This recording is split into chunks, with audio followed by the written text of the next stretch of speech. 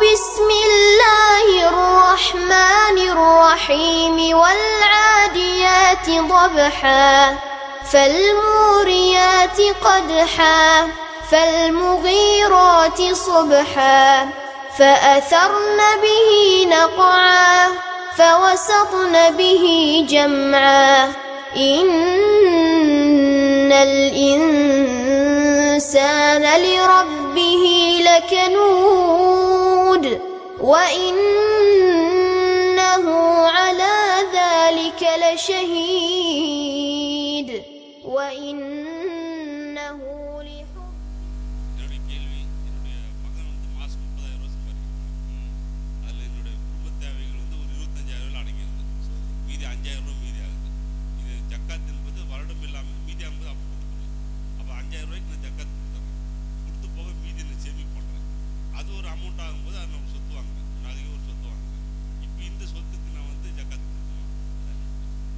அதில் வந்து ரெண்டு விஷயம் இருக்கிறது.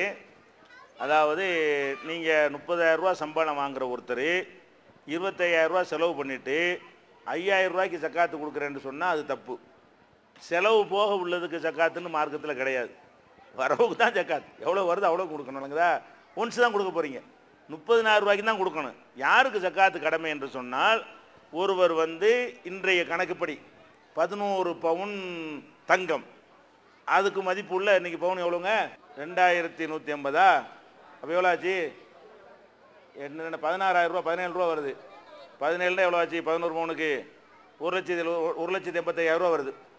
1,85,000 ரூபாய் நம்ம இடத்துல இருந்தால், பணமாகவோ அல்லது நகையாகவோ அல்லது சொத்தாகவோ அல்லது எல்லாமே கலந்தோ ஒரு 1,80,000, இன்னைக்கு 1,85,000, நாளைக்கு தங்க ரேட்டு அதிகம் போச்சுன்னா 2,00,000 லட்சமாக கூட ஆகலாம்.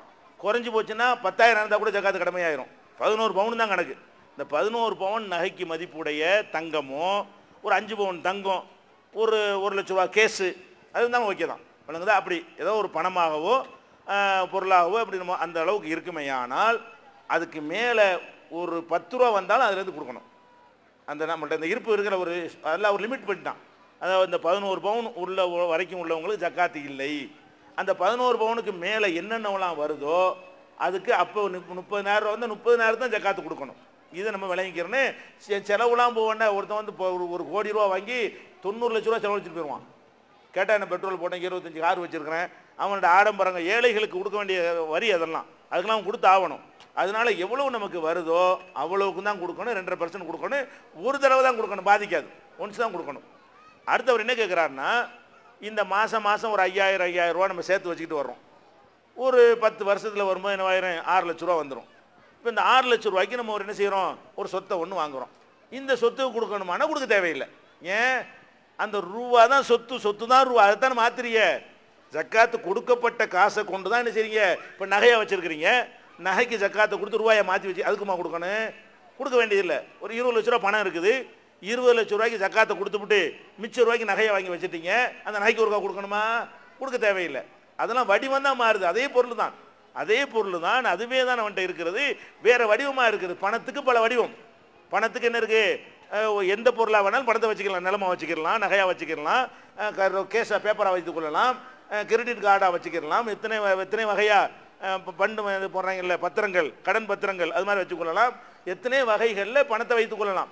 எந்த வகையில் உங்களுக்கு இருந்ததை இன்னொரு வகைக்கு மாற்றினாலும் மாற்றினதுக்காக ஜக்காத்து கிடையாது. ஏற்கனவே ரூபாய்க்கு கொடுத்திருந்தால் கொடுத்த ரூபாயை கொண்டு நகை வாங்கினால் நகைக்கு ஜக்காத்து கிடையாது. நகைக்கு ஜக்காத்து கொடுத்திருந்தால் அதை விற்று காசாக்கி வைத்து கொண்டால் அந்த காசுக்கு ஜக்காத்து கிடையாது. அந்த நகையை விற்று காசாக்கி காசுக்கு வீடை வாங்கினான்னு வைங்க, ரெண்டுக்கும் ஜக்காத்து கிடையாது. நகைக்கு ஜக்காத்து கொடுத்தாச்சு, அதை காசாக்குறோம், அந்த காசுக்கு ஒரு இடத்த வாங்குகிறோம். இப்போ 3 டிரான்ஸ்ஃபர் நடந்து போச்சுட்டாலும் அவன் கொடுக்க தேவையில்லைங்க, அவன் கொடுத்ததுக்கு தான் வாங்கியிருக்கிறான். அது ஒன்று. அதே நேரத்தில் வந்து ஒருத்தர்கிட்ட இன்னொருத்தருக்கு வந்தால் கொடுத்துடணும். இப்போ நான் வந்து 1 கோடி ரூபா சம்பாரித்து வச்சுட்டு நான் போயிட்டேன், என் பிள்ளைக்கு அது கிடைக்கிது, நான் ஜக்காத்து கொடுத்துட்டேன் தான். என் பையனுக்கு வாரிசு முறையில் அவன் கொடுக்கணும், அவனுக்கு சொத்து புதுசாக வருது.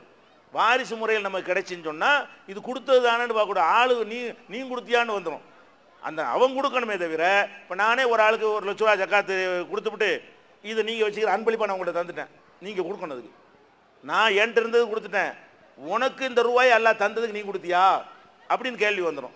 அப்போ அந்த பொருள் வந்து அவருக்குள்ளேயே மாறிக்கிட்டு வருமையானால் அதுக்கு சக்காத்து கிடையாது. பாப்பாட்ட இருந்து மோகனுக்கு, மோகன்ட்டு இருந்து பாப்பாவுக்கு, புருஷன் இருந்து பொண்டாட்டிக்கு அல்லது நண்பர்களுக்கு தெரிஞ்சவங்களுக்கு மாற்றினால் யாருக்கு அது கிடைக்கிறதோ அவங்களுக்கு ஒரு சொத்து வந்த காரணத்தினால் அவங்க என்ன செய்யணும், அதுக்கு ஜக்காத்து கொடுக்கணும். அல்லாஹ்